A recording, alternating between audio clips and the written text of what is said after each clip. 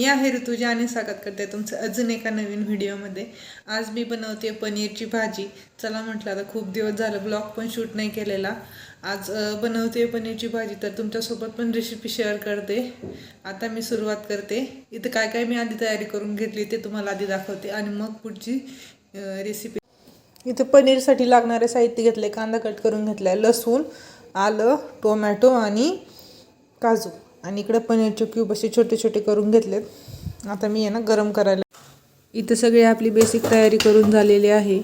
नंतर कढई गरम झाली की त्यामध्ये थोडंसं तेल टाकायचं आणि तेलामध्ये आपण पहिल्यांदा कांदा, आलं, लसूण आणि काजू परतून घेणार आहोत।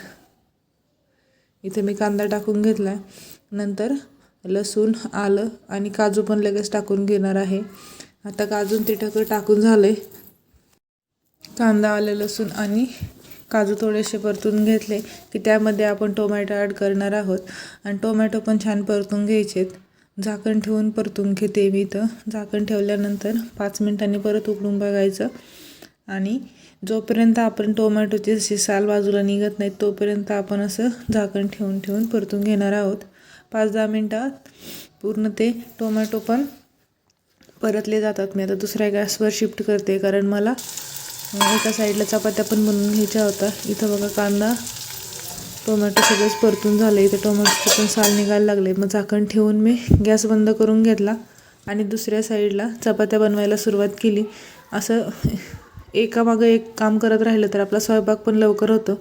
आता जोपर्यंत आपण जे कांदा, टोमॅटो परतून ठेवलं ते थंड होईपर्यंत काय करायचं, तोपर्यंत बसून तर आपला वेळच वाया जाणार आहे। त्यामुळे मग दुसऱ्या साईडला मी लगेच चपात्या बनवून घेत आहे।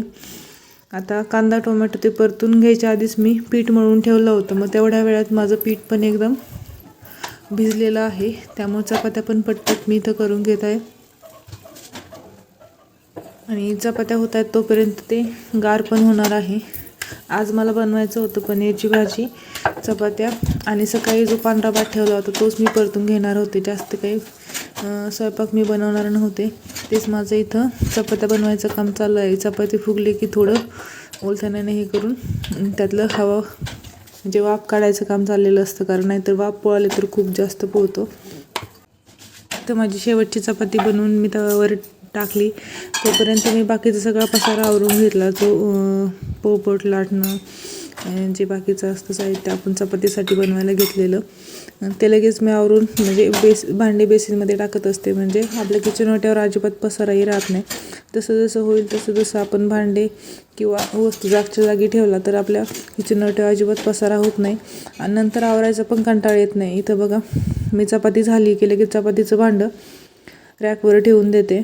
आता मिक्सरचं भांडं घेऊन हे जे आपण कांदा, आलं, लसूण आणि टोमॅटो, काजू बारीक करून घ्यायचे जे परतून घेतलेत ते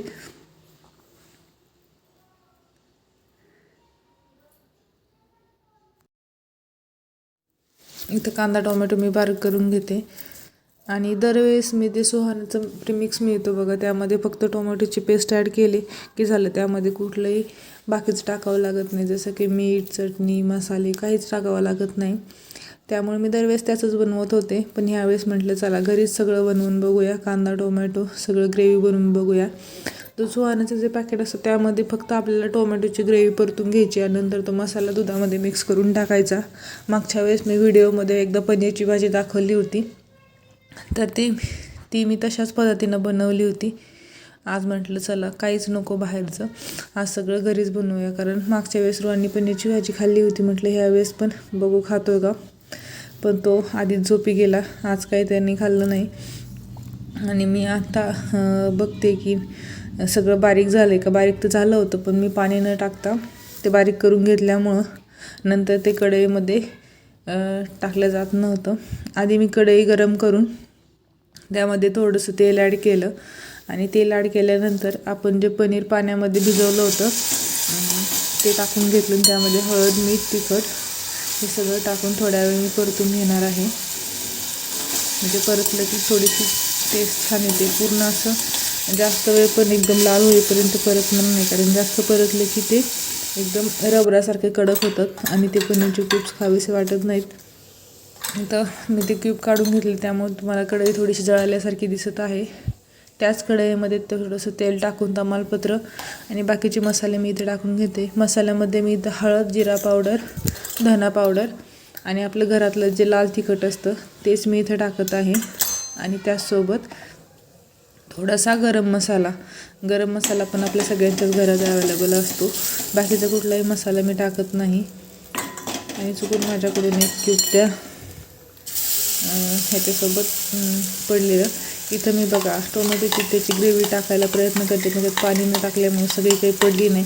त्यानंतर परत मिक्सरच्या भांड्यामध्ये थोडंसं पाणी ॲड करून टाकून घेतली. आणि इथं मसाले जळू द्यायचे नाहीत. लगेच टोमॅटोची त्याची ग्रेव्ही टाकली की लगेच परतून घ्यायचं, म्हणजे मसाले ते आपण पेस्ट बनवली त्यामध्ये मिक्स होतात. तुम्ही जर कधी अशी भाजी बनवली नसेल पनीरची घरी तर नक्कीच ट्राय करून बघा, छान होते. मी पण पहिल्यांदाच बनवली आणि नंतर व्हायसेवर देताना सांगते की ही भाजी खूप छान झाली होती. कारण लगेचच्या लगेच कसं सांगणार ना, आधी टेस्ट केल्याशिवाय समोरच्याला सांगणं चुकीचंच आहे. इथं मी मस्त ही ग्रेव्ही शिजू देते आहे. नंतर थोडंसं मीठ टाकलं. मीठ मी आधी टाकलंच नव्हतं. आता पूर्ण ग्रेव्ही 5-10 मिनटं अशीच फ्लेमवर झाकण ठेवून मी शिजून देते. तोपर्यंत जो सकाळचा भात होता त्यामध्ये जिऱ्याची फोडणी देणार आहे. एका गॅसवर पनीरची तयारी चालू आहे, तोपर्यंत मी दुसऱ्या गॅसवर लगेच भात परतून घेते. मी बनवलेलं तूप आहे ते फ्रीजमध्ये ठेवल्यामुळे कडक झालं होतं. तर आपण ज्या उलथण्याने आपण भात परतणार आहोत त्याच उलथण्याने लगेच काढून घेतलं, म्हणजे डबल चमचा वगैरे खराब करायची पण गरज नाही. आणि तेच भांडं आपण परतायला पण घेणार आहोत. एका साईडला माझा भात परतून होतो आणि दुसऱ्या साईडला ग्रेव्ही पण चांगली शिजली जाते. दोन्ही होतं तोपर्यंत माझा पसारा लगेचच्या लगेच मसाल्याचा डबा वगैरे सगळं जागेवर ठेवायचं चाललं आहे. इथं मी गरम मसाल्याची भरणी उचलून वरती ठेवली आणि ती अचानक खाली पडली. मलाच माहीत नाही ती कसं काय पडली, पण मी ती घाबरले तेवढ्या वेळात. आणि परत बाकीचं माझं काम सुरूच होतं. आज माझ्याकडं काही कोथिंबीर नव्हती भाजीत टाकायला. म्हटलं आज कसुरी मेथीच टाकावी. आणि कसुरी मेथी टाकताना तुम्ही आधी बघून घेत जा, कारण त्यामध्ये बाकीचा पण पाला कधी कधी आढळतो. एका साईडला भात परतवला होता तर ते पण परतून झालं. मग आधी गॅस बंद केला आणि मग पनीरच्या भाजीकडे आले. तर पनीरच्या भाजीला ग्रेव्ही जी बनवली होती त्याला साईडनी तेल सुटलेलं. मग चला लगेच कसुरी मेथी टाकून घेतली आणि आपण जे पनीर फ्राय करून घेतलं होतं ते लगेच त्यामध्ये मिक्स करून घेतलं आणि 2 मिनिटांनी लगेच गॅस बंद करून घेतला. आपली पनीरची भाजी तयार झाली होती. इथं माझा सगळा स्वयंपाक बनवून रेडी होता. सगळा स्वयंपाक बनवून रेडी आहे. चपात्या बनवल्या, सकाळचा भात होता याच्यात तो परतवला जिरा टाकून. आणि इथं पनीरची भाजी आणि इथं कांदा पण चिरून ठेवला. आता जेवायला बसायचं. भाजी तर बनवली, आता माहीत नाही कशी झाली. जेवण केल्यावरच सांगते पुढे व्हिडिओमध्ये कशी होती कशी नाही. पहिल्यांदाच ट्राय केली विदाऊट मसाला, कसलाच बाहेरचा मसाला नाही आणलेला, सगळं घरीच बनवलं आहे. इथे मी ताट रेडी करून घेतलं आहे. जेवण झालं की मी लगेच आवरायला घेत असते, कारण थोड्या वेळ जरी बसलं तरी मग परत काही उठायची इच्छा होत नाही. आणि कधीही केलं तरी ते आपल्यालाच आवरायचे, त्यामुळे मग पटकन लगेच आवरून घेतलं. सगळा पसारा आधी आपापल्या जागेवर ठेवला. किचन ओट्यावरचे सगळे भांडे बेसिनमध्ये टाकले आणि पहिलं गॅस पुसून घेतला. गॅस पुसून घ्यायचा आणि नंतर मग ओटा पण लगेच पाणी ओतून साफ करून घ्यायचा, कारण नुसतं जर आपण पुसून घेतलं तर थोडेफार अन्नाचे कण जे असतात ते राहतातच आणि झुरळ होतातच. इथं आल्यापासून तर झुरळ खूप आहेत, कसेही केले तरी ते कमीच होत नाहीत. तुम्हाला काही असेल आयडिया माहीत तर मला कमेंटमध्ये नक्कीच सांगा. इथं मी लगेच पुसून घेत आहे आणि किचन ओटा पण धुवून घेत आहे. किचन ओटा साफ केला की मग लगेच भांडे घासले की आपण लगेच रिकामे होऊन जातो. नाहीतर मग भांडे घासल्यानंतर किचन ओटा साफ करायचा पण कंटाळा येतो, म्हणून मी आधी किचन ओटा साफ करते. शेवट केला नव्हता म्हणून म्हटलं चला व्हिडिओचा शेवट करूया. पनीरची भाजी तर खूपच छान झाली होती. तुम्ही एकदा नक्की ट्राय करून बघा, कारण त्या भाजीमध्ये मी ना कुठलाही बाहेरचा मसाला वापरला होता नाही का. पनीर मसाला किंवा पनीर बटर मसाले जे वेगवेगळे पाऊच येतात ते मी कुठलंही वापरलं नव्हतं. घरातले जेवढे आहेत मसाले तेवढ्यामध्येच मी ती भाजी बनवली होती आणि खूप छान झाली होती. तुम्हीही तुमच्याकडे जर कुठले मसाले नसतील तरीही तुम्ही ही भाजी बनवू शकता, किंवा मग तुम्हाला असे बाहेरचे मसाल्याने पित्त होत असेल तरी पण तुम्ही फक्त एक घरच्या घरी बनवलेल्या मसाल्यामध्ये बनवून घेतली तरी पण ती खूप छान होते. चला व्हिडिओ आवडल्यास व्हिडिओला लाईक करा, शेअर करा आणि कमेंट करायला विसरू नका. जर तुम्ही आतापर्यंत चॅनलला सबस्क्राईब केलं नसेल तर नक्की सबस्क्राईब करा. तर अजून भेटूया नवीन अशा व्हिडिओमध्ये. तोपर्यंत बाय.